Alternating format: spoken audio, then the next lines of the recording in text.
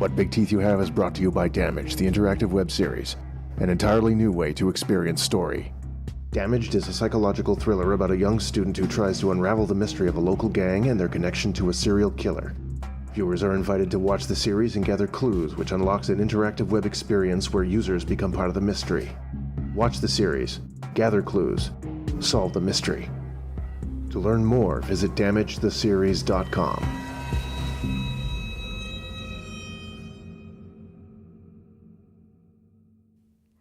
I'm Robin Reed, and this is What Big Teeth You Have.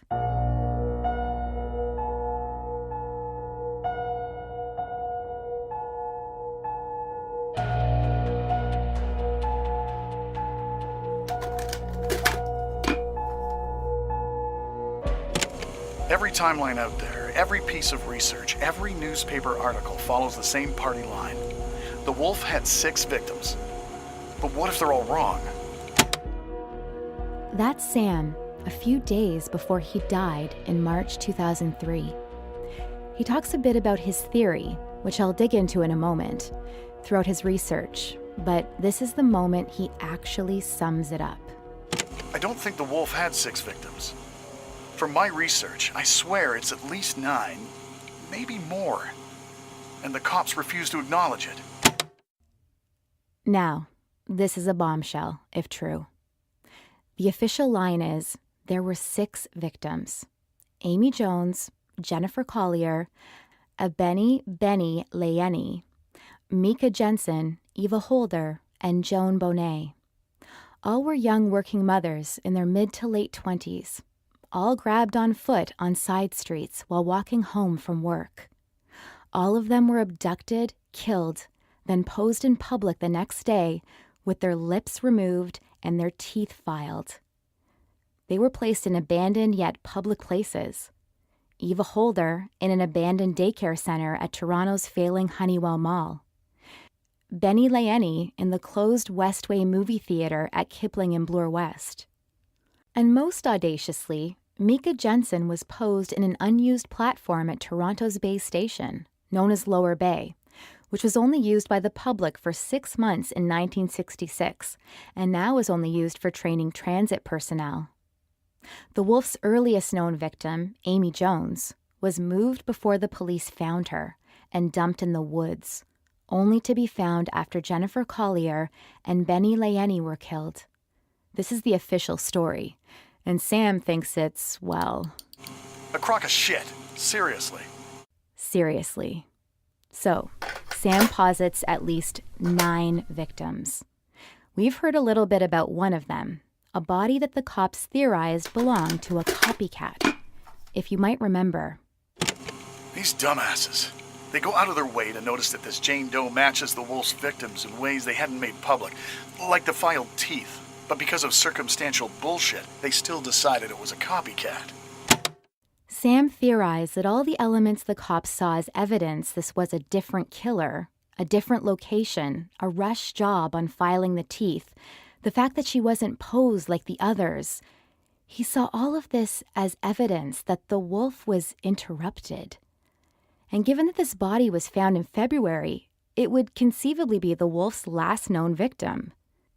Could being interrupted and almost caught have scared our killer from killing again? At least with the same MO? Perhaps. Sam certainly thought so. I would not be surprised if the wolf maybe tried to completely change his MO. This copycat body was him getting interrupted, so he suddenly didn't want to wrap his Vicks in neon anymore. He didn't want the spotlight, now he was so close to getting caught. Which is why he shifted gears to killing the types of women that serial killers have gone after for hundreds of years. Sex workers, undocumented immigrants, the type of person society doesn't notice you killing off. The wolf didn't stop killing in February. He just changed how he did it. So, who are these other victims? Consistent with Sam's theory that the wolf shifted to focus on overlooked women, all 3 victims we will discuss today were never identified beyond the name Jane Doe. The first was the copycat victim in Scarborough. The second, in April 1999, was actually not in Toronto at all, but in the nearby city of Barrie. He wanted them to stop noticing him, so he took his game to another city. He had a car. He was getting heat, so he started playing in another patch of woods. Our second Jane Doe, whom we'll call Jane Doe 2, or JD2, was an unidentified woman in her late 20s, found in a bathroom stall at the Barrie City bus stop.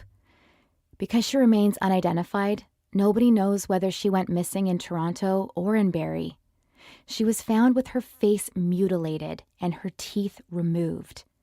So why does Sam think she's part of the wolf narrative? I think the mutilation was a compulsion, and I think he knew it was the thing getting him heat. So he did it. He filed down her teeth and cut off her lips, and then covered it up by removing her teeth entirely and chopping up her face. He needed to follow his typical MO, but he didn't want us to see it. He was clearly fighting his natural inclinations, and fuck me, it worked. I'm, as far as I can tell, the first person to draw a line between this Barrie Jane Doe and the wolf. The important part, they never identified her, but they confirmed she very clearly had a scar from a C-section. Absolutely a mother. My theory is she's an undocumented immigrant, and we might never know her identity because her family wouldn't trust the police. This guy, he's evil, but he's smart. And Sam's third possible wolf victim? She would actually be his first chronologically. This Jane Doe, found February 98, which would be before Jenny Collier was killed a few months later. I think she might be the wolf's first practice kill. This Jane Doe was found under the old Bayview Bridge, abandoned in 1929 when it was replaced by the 6-lane bridge still used today.